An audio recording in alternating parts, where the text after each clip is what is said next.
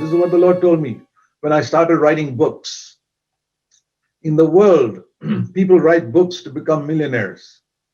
They get money, royalties. Christian preachers write books to make money. You must never write a book to make money.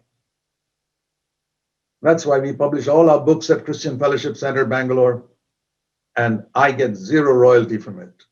I don't want it. The Apostle Paul is my example, who said, follow me as I follow Christ.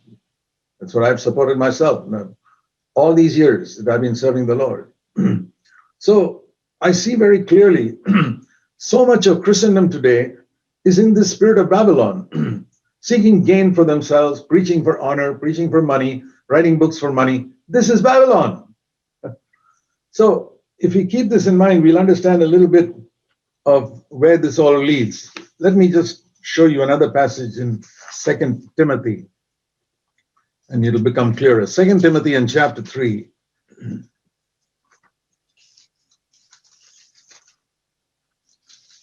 Paul is speaking here about the last days. And we are living in the last days. And he says here in 2 Timothy 3, in the last days, difficult times will come. Or as the Living Bible paraphrases it, it'll be very difficult to be a Christian in the last days. Not because of persecution. No, that's also true. But here he's referring to the fact that there are people who will have a form of godliness, verse 5. This is why it's going to be difficult to be a Christian in the last days. Listen carefully. Because around you will be Christians who have an appearance of godliness. The form of godliness is the doctrine. Those who have the right doctrine. Those who preach the truth. We're not talking about people who preach error. People who will preach the right form of godliness, but lack the power. You remember what I said about the two trees in the Garden of Eden? It's the same thing here. These are the two trees, 2 Timothy 3:5. The tree of knowledge, the form of godliness, Bible knowledge, exact, correct doctrine, but no life, no power to live that godly life. So that's right here. Babylon and Jerusalem are right here in 2 Timothy 3:5. A form of godliness without power. And in other words, they'll be talking about Jesus. They may be their full-time workers preaching about Christ, and maybe they become famous in their city or town or worldwide or whatever it is. But they will be, it says there are 4 types of lovers mentioned in verses 1 to 4. Read carefully. 4 types of lovers. The only correct one is the lover of God. The lover of God is the bride of Christ. The other 3 lovers are part of Babylon. And they are, verse 4, lovers of pleasure. Lovers of sinful pleasure, of sexual pleasure. Preachers who fool around with women, not their wives, and who commit sin, but hide it so that nobody knows about it. And they get a name as a great preacher, but in secret, they're living in sin. 100% Babylon will be judged by God in the final day. God is no respecter of persons. God doesn't care whether you're world famous or anything like that. He looks for purity. Many who are first will be last in the final day. So, lovers of pleasure more than lovers of God. This is the contrast. Babylon consists of Christians who love sinful pleasure more than they love God, who love pleasing themselves more than pleasing Jesus Christ. Pleasure, to love pleasure means to please yourself. It could be sexual pleasure, it could be any type of thing. The Bible speaks even about gluttony as a sin. Philippians chapter 3, it speaks about those whose God is their stomach. People whose God is their stomach. Have you ever thought of that as a sinful thing, to make that gluttony could be a sin? To eat, to live is right. But to live, to eat, that's completely wrong. It says in Philippians 3 about those whose God is their stomach in Philippians 3:19. So that's another type of pleasure we got to be careful about. A true Christian follows Jesus and he's disciplined in his life, disciplined in the use of his time, disciplined in the way he spends his mind, and disciplined in the way he lives his life.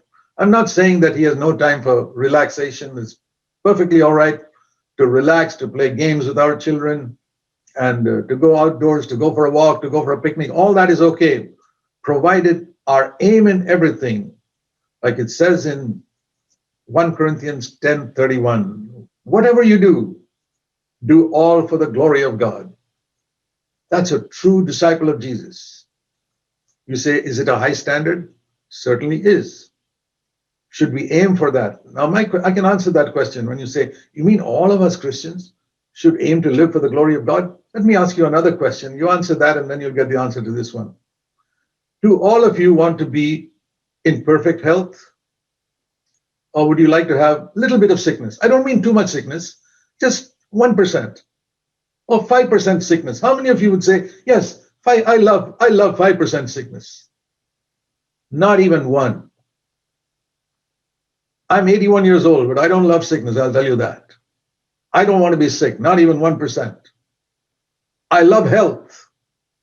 I love health 100%. If so, I want to live for the glory of God 100%. I want to do everything for the glory of God. Why is it that every one of you will love health, physical health 100%, but not spiritual health 100%? What do I mean by that? When your conscience convicts you about something, it's like a sickness. It could be a cancer, serious sickness, or it could be an injury, a broken bone perhaps. Now, whether it's a cancer or a broken bone, every one of you will seek to set it right in some way possible. Nobody says, oh, I got cancer, it's okay, let me live with that. No, you won't say, my bone is broken, let me leave it like that. Let me leave my hand hanging around like this. No, we fix it immediately. We don't wait. We go to the doctor, we go to the hospital. We love health so much that we fix anything, even a small injury in our hand. We go and put some medicine or a Band-Aid or something there immediately. That is how much we love physical health. And I want to urge you, my brothers and sisters, it's very simple to live the Christian life. Love spiritual health in exactly the same way. Is that too much? Supposing I were to say to you, I'm going to give you some instructions on how you can be 100% healthy. Would you like to listen to that? Oh, yes. There's not a single person who does not want to be 100% healthy. But I'm sorry, I'm not a dietitian or a doctor. I can't give you that instruction. But I can tell you how to be 100% spiritually healthy. And if you claim to be a disciple of Jesus Christ, and you're not interested in being 100% spiritually healthy, I want to say to you, you've got the spirit of Babylon in it a little bit, and you just leave it like that, it'll grow. You know, the giants in Canaan had little children, and they would grow up to be giants unless you kill them as well. That's why the Lord said, don't only kill the giants, kill their little children. So the principle there is, there are small sins in your life. The Bible says in Song of Solomon chapter 2, take care of the little foxes. Get rid of them. Get the little one, not the big ones. The little ones, the small little sins. The small little scorpion crawling around in your house. The small serpent. Small one. Not big enough to run away fast. Small one. Kill it while it is small. So what does that mean? It means that as soon as you're convicted in your conscience about something, you immediately set it right. You don't wait. What do I mean practically?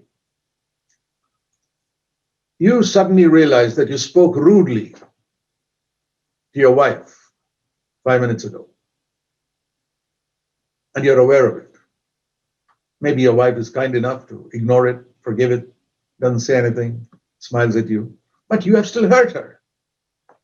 You must ask her forgiveness. Otherwise, don't just go to God and say, Lord, forgive me. That's good. But you know what Jesus said in Matthew 5, verse 23, 24? He said, if you have hurt your brother, don't go to God and ask his forgiveness first. Go to your brother, ask his forgiveness first, then come and bring your offering to God. And if I don't ask forgiveness from another person, that verse is teaching me that I should not go to God at all. In the same way, if somebody has hurt me and I feel in my heart an anger towards him or a bitterness towards him, you are sinning. Forgive him immediately. If you don't forgive, you are not interested in spiritual health. I want to ask you, do you want to bring an offering like Cain? What's the minimum I have to do to give to God? That is Babylon.